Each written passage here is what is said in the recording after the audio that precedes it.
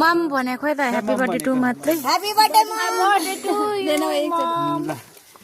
ममलाई टोपी चाहिँ यसरी ल्याइदिनु हुन्न के अर्को ल्याइदिनु अब बल्दै गर्ने अनि ऊ केकमा गइसक्यो केक काट्नु न अब निकालेर यसमा राखौँ नि स्याउमा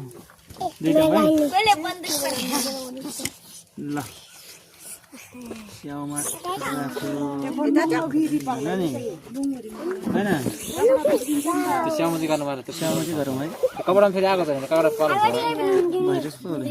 कहाँ भइरोस् यो जाने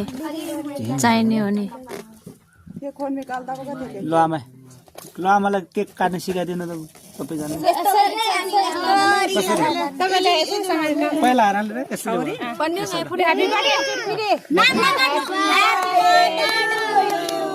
Happy birthday to you. Happy birthday to you. हासेर ल म खाउँछु ल टिका लाएर खाउने पहिला खाउनु अनि तेरो ह्यापी बर्थडे सानो देन ल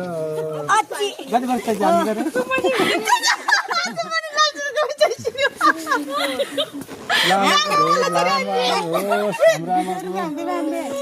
अब अहिले 64-65 वर्ष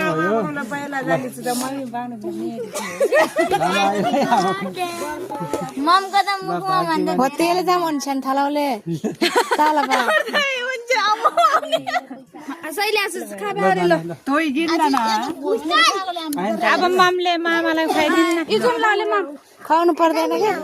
अहिले पछि उस गरे हुन्छ दिदम लानले आपनले हामीले खाम दिखाइ अलिकति मात्रै बाबा मोबाइल दिन्न होइन ले ब्रदर त किन मम्मी मोबाइल दिन्न किन अहिले फुटाउनु न ओइ त्यो माथि डिलमा नबस है तिम्रो तजो ठीक खोजे किन हाँस्छ ठिक छ माधव कले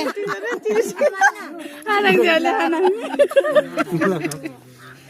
अब वो यो नदी लन यो मैले यसको सुनेको थिएँ नि ल बाबा त्यही त टिभी याको त खन्दा त ल चल्ने न बिहा हम जति खुवाबिन खुल्ला न